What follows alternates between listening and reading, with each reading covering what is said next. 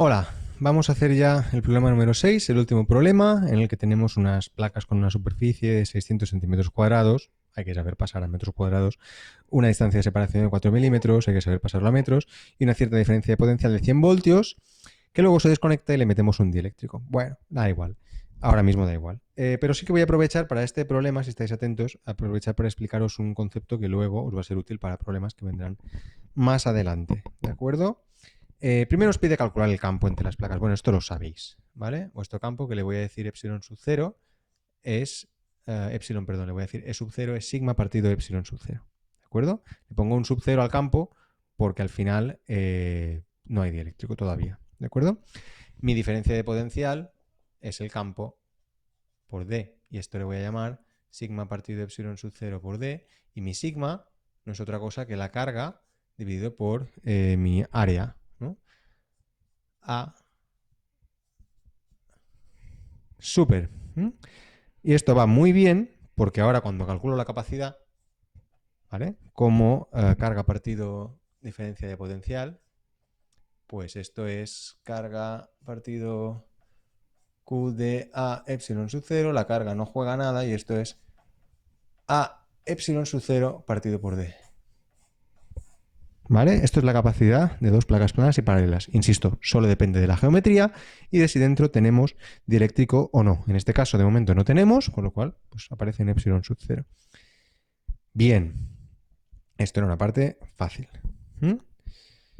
Vale, ¿qué más hay que calcular? La energía potencial electrostática es un medio de la capacidad por mi diferencia de potencial al cuadrado. Esto es un medio de mi capacidad, hemos dicho que es A epsilon sub 0 D, y mi diferencia de potencial al cuadrado, pues si queréis la voy a expresar como exacto epsilon sub 0 D cuadrado para que me aparezca un resultado muy bonito que es un medio de A epsilon sub 0 E sub 0 al cuadrado por D, donde A por D es el volumen y recordad que la energía de la potencial electrostática por unidad de volumen es un medio de epsilon sub 0 E sub 0 cuadrado, como ya habíamos hecho en el problema número 4, creo. Sí, 4. Vale, pues, ya está. Sí, la parte que no hay dieléctrico, sí. ¿Ahora qué dice? Ahora dice una frase muy importante. Añadimos un dieléctrico, sí, pero no de cualquier manera. Primero dice, desconectamos la batería, ¿vale? Y cuando aquí dice desconectamos la batería, vale, esto es una... Ha estado conectado a una batería que ha estado suministrando una diferencia de potencial y ha ido acumulando una carga. ¿Cuánta carga ha ido acumulando? Pues hasta que se ha completado de llenar, ha acabado de llenar su capacidad, ¿vale? ¿Qué quiere decir que desconectemos la batería? ¿Por qué se llama capacitor? Porque tiene la capacidad de almacenar carga. Es decir, yo desconecto la batería, pero mi carga queda dentro del condensador. Por tanto, cuando desconectamos la batería, traducción para profanos de esta frase en un enunciado quiere decir que Q se mantiene y en cambio si hace falta, pues la diferencia de potencial cambia. Obviamente cambia, porque si ya no estoy suministrando una diferencia de potencial constante con una batería, pues se va, ¿vale? Entonces, pero la carga se mantiene y esto es importante. Es importante ahora, medianamente, y para la resolución de problemas en el futuro, con numeritos también, porque esto nos va a seguir para poder resolver el problema. Si no planteamos esto así, no sabremos resolver el problema. Cuando desconectamos la batería, la carga se mantiene en un condensador. El condensador se la guarda, la tiene almacenada. Obviamente esto no la puede almacenar infinitamente, tiene pérdidas, ¿vale? Pero no lo modelizaremos así, sino que asumiremos que se la guarda, ¿vale? Aguantáis la carga para soltarla cuando queráis. Es lo que hacía en, bueno, vuestro móvil. Ahora es bastante inmediato, pero un flash, ¿vale? Pues un condensador, ¿no? Que acumula una carga, lo tiene aguantada y ¡pua! Luego la suelta de golpe. No la puede aguantar infinito, pero bueno, funciona así. Vale, todo este rollo ¿para qué? Pues que ahora metemos un dieléctrico. Bien, si metemos un esto es el apartado A. Si metemos un dieléctrico en el apartado B, que hemos desconectado la batería y la carga se mantiene constante, ¿qué pasa con el campo eléctrico? Bueno, pues el nuevo campo eléctrico no es más que el campo eléctrico que yo tenía anteriormente dividido por mi constante dieléctrica. En vez de tener sigma partido de epsilon sub 0, tendré sigma partido kappa o epsilon sub r, lo queréis llamar epsilon sub 0. ¿De acuerdo? ¿Qué pasa con mi diferencia de potencial? Apartado C. Bueno, mi diferencia de potencial va a ser E por D. ¿De acuerdo? Entonces, si antes yo tenía epsilon sub 0 por D, pues ahora tengo epsilon sub 0 por D, pero dividido por kappa. He perdido potencial. Mi campo se ha reducido, mi diferencia de potencial se ha reducido, porque kappa siempre va a ser un número mayor o igual que 1. Y ahora la capacidad. La capacidad es carga dividido por diferencia de potencial. La nueva capacidad, que no es la capacidad, por decirlo así, sub 0, es otra. Pero la carga es la misma. ¿De acuerdo? Esta carga que había aquí es la misma que hay aquí. ¿Sí?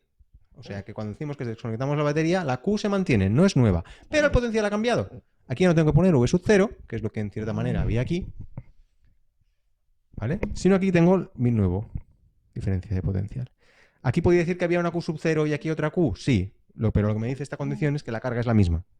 No cambia, por lo tanto ya no tiene sentido ponerle subíndice. ¿Vale? Entonces voy a poner aquí carga dividido por mi 0D partido por kappa. Y esto va a ser kappa Q partido epsilon sub 0 D. Que es lo mismo. Bueno, carga. Si queréis, como esto sabemos que la capacidad no puede depender de la carga, vamos a escribir todo esto bien. Venga, kappa, para demostrarlo, mi carga va a ser sigma por una área y mi campo eléctrico es sigma partido epsilon sub 0 y aquí hay una D. Entonces esta sigma con esta sigma se va y esto va a ser kappa epsilon sub 0 A partido por D. La misma que antes, pero multiplicada por una capa. Nada que no esperásemos, ¿verdad que sí? Depende solo de la geometría, no depende de la carga, aunque lo pudiera parecer en un momento dado, solo de la geometría de si tenemos dieléctrico o no. Eso es la capacidad.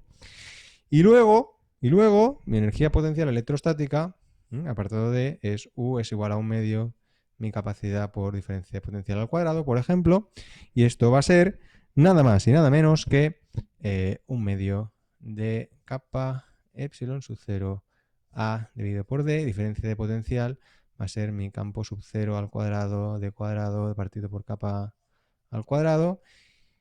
Y esto, si lo trabajo, me queda 1/2 de A por D kappa epsilon sub 0 y el campo sub 0 al cuadrado. El campo, perdón, no es el campo sub 0, sino que es el campo, este, el que tiene un kappa dividiendo, ¿vale? Si esta kappa cuadrado tiene truco, no es que me la coma, sino que epsilon sub 0 partido kappa cuadrado, esto de aquí,